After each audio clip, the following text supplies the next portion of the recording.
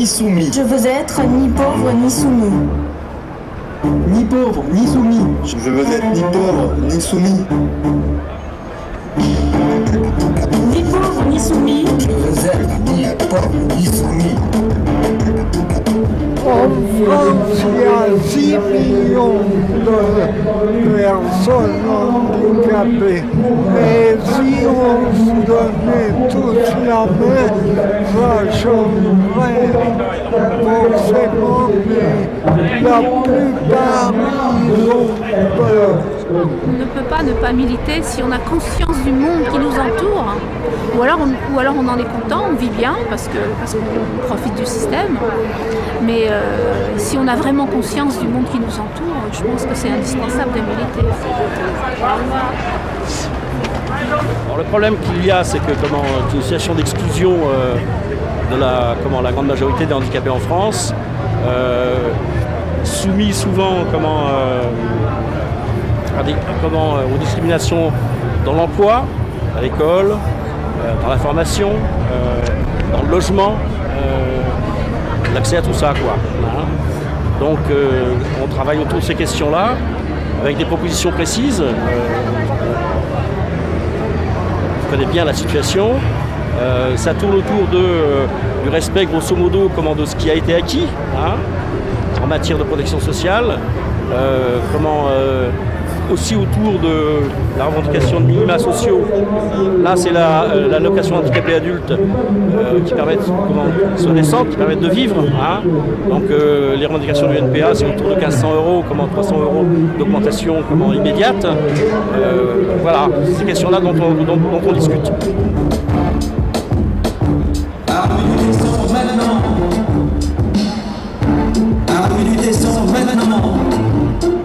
La mesure numéro 1, c'est effectivement la possibilité de pouvoir survivre, de pouvoir vivre dignement. Il n'y a personne handicapé qui ne peut travailler, touche en moyenne 680 €. Mais tous les handicapés, qui ont un âge, ne touchent pas ça. La moyenne, au niveau des 850 000 allocataires, c'est 606 € par mois. Donc voilà, c'est une allocation de misère, des choses comme ça. Hein. Ça permet à peine de vivre. Ni pauvre, ni soumis. Je veux être ni pauvre ni soumis. D'une part, c'est l'augmentation du forfait hospitalier de 16 à 18 €. Alors, on passe pas toute notre vie à l'hôpital, mais quand tu sais que la hache est d'un faible niveau, que tu dois payer, toi aussi, le forfait hospitalier, en général, tu as un bon client des hôpitaux, hein, si tu passes plus de 60 jours, eh bien, comment tu payes, la hache t'est supprimée. Hein. Donc comment tu fais pour financer, à ce moment-là, payer ton forfait hospitalier? Voilà, c'est une question précise.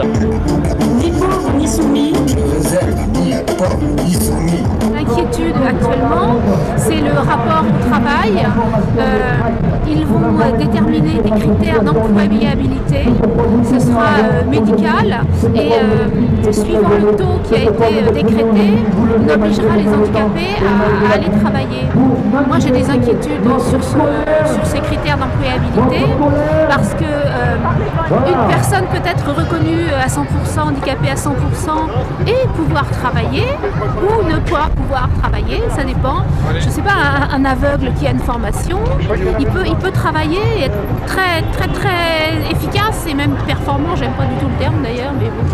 Et une personne, je ne sais pas, un handicapé psychique par exemple, peut être reconnu handicapé à moins de 80 et être, quand on le voit comme ça, il a l'air, il semble être en pleine possession de ses moyens, et en fait non, pas du tout.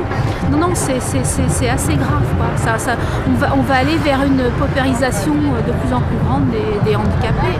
Parce que moi qui travaille en entreprise adaptée, au bout de 34 ans d'ancienneté, je ne perçois que 1200. Et je suis chef de groupe. Alors, il y a tout un contexte à renégocier avec le patronat.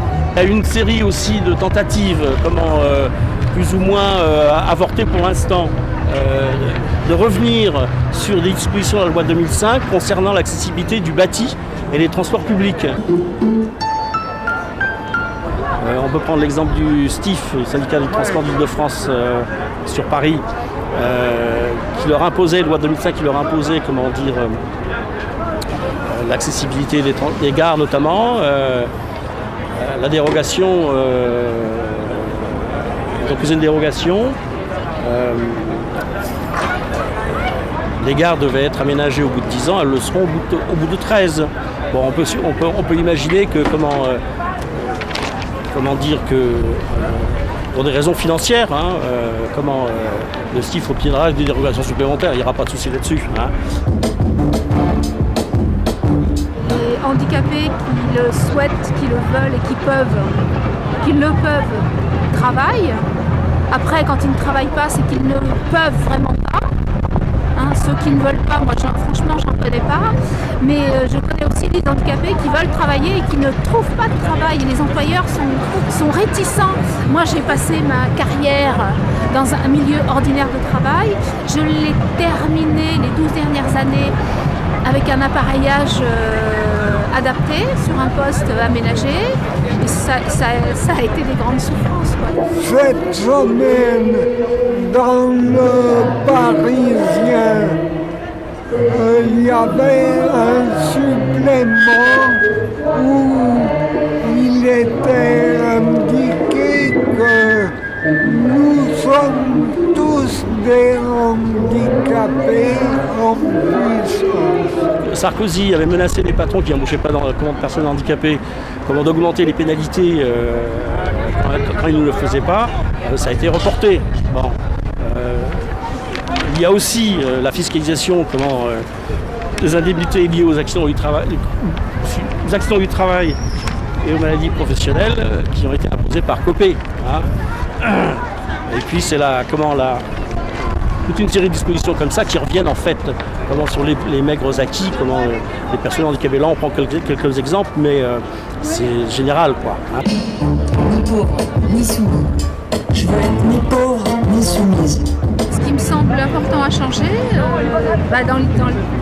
mais ça se fait dans le temps, c'est peut-être pas la mesure numéro 1. Ça c'est quelque chose c'est sur une génération, disons. C'est le regard sur le handicap. Il faudrait avoir un rassemblement unitaire de toutes les personnes handicapées dans toute la France pour se faire reconnaître tels que nous